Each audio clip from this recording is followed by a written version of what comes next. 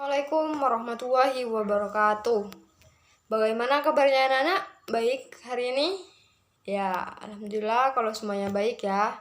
Baik, pembelajaran hari ini kita pembelajaran daring atau pembelajaran dalam jaringan, yaitu kita akan membahas tentang materi tentang ria. Sebelum kita berlanjut kepada bab ria, alangkah lebih baiknya Ibu akan menasihati kalian jangan lupa untuk selalu menjaga kesehatan, kebersihan, dan selalu menjaga protokol kesehatan. Dan jangan lupa untuk menjaga 3M. Apa itu 3M? Yaitu mencuci tangan, memakai masker, dan menjaga jarak.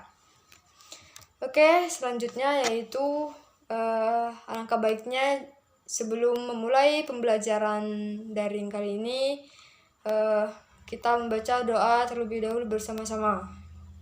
Berdoa dimulai. Bismillahirrohmanirrohim. Raditu billahi robbah wa bil islami dina wa bi muhammadin nabiyya wa rasulah. Rabbi zidni ilma warzuqni fahma. Amin ya rabbal alamin. Baik, silakan kalian mengisi absen di grup WhatsApp ya. Jangan sampai kalian melewati absen. Berlanjut kepada bab tentang ria. Ada yang tahu apa itu ria? Ria dalam bahasa yaitu memperlihatkan atau menampakkan suatu amal kebaikan kepada orang lain. Sedangkan secara istilah, ria yaitu suatu ibadah dengan maksud dan tujuan untuk diperlihatkan dan untuk mendapatkan perhatian atau suatu pujian dari orang lain. Itu pengertian ria. Kemudian ciri-ciri ria. Apa saja ciri-ciri ria? Ciri-ciri ria yaitu yang pertama, merasa senang dalam melaksanakan ibadah jika dilihat oleh orang lain. Kemudian yang kedua, merasa senang jika perbuatan mendapat pujian dari orang lain. Karena ria itu yaitu ingin diperlihatkan atau ingin dipuji oleh orang lain. Jadi jika seorang itu mendapatkan pujian atau melaksanakan ibadah itu dilihat oleh orang lain, maka orang itu akan selalu merasa senang. Itulah ciri-ciri orang yang berbuat ria. Kemudian, apa saja contohnya orang yang berbuat ria? Yang pertama, contohnya seorang yang telah bersedekah kepada yayasan dan meminta ketua yayasan itu untuk menyebutkan atau mengumumkan nama orang yang sudah menyedekahkan suatu hartanya itu kepada orang lain dengan maksud ingin meminta pujian atau ingin diperlihatkan oleh orang lain. Kemudian contoh yang kedua yaitu seorang yang rajin sholatnya jika ada orang banyak melihatnya saja, tetapi jika tidak ada orang ia berbuat sesukanya. Jadi seseorang itu bisa dikatakan ria. Ia rajin dalam melakukan sholat, tetapi jika ada orang yang melihatnya saja. Kemudian jika tidak ada orang yang melihatnya, maka dia melakukan suatu ibadah itu hanya percuma-cuma atau melaksanakannya dengan sesuka hatinya saja. Seperti itu. Kemudian dampak-dampak perbuatan ria. Apa saja sih dampak-dampak perbuatan dari ria? Yaitu yang pertama, menghapus amalan yang dikerjakan. Jadi seorang seumpama mengerjakan suatu sholat, kemudian ia mengharapkan suatu pujian dari orang lain, maka ya ibadah seorang itu bisa dikatakan dihapus karena keriaannya. Yang nomor dua yaitu menimbulkan kesempitan dalam hidup.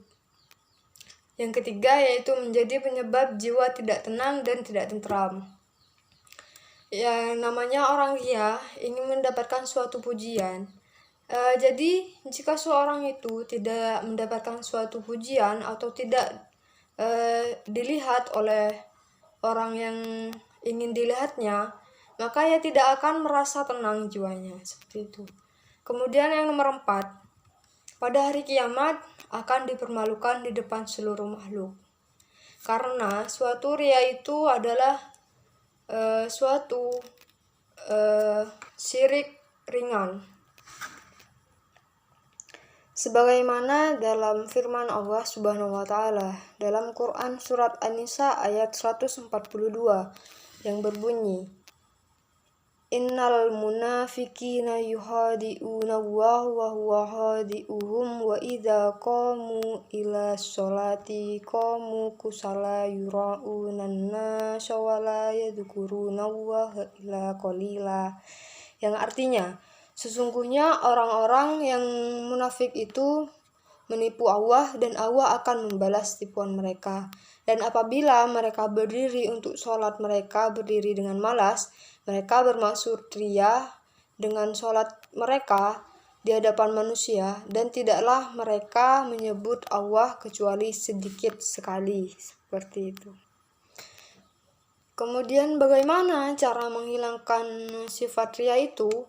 Yaitu yang pertama, menghilangkan sebab-sebab terjadinya ria.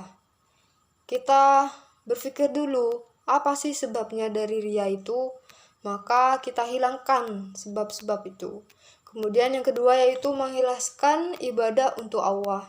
Jadi menghilangkan suatu perbuatan sifat ria ini, kita benar-benar bisa meniatkan suatu ibadah itu hanya untuk Allah Subhanahu wa taala, bukan dengan maksud ingin meminta pujian kepada orang lain. Yang ketiga yaitu berusaha melawan bisikan setan.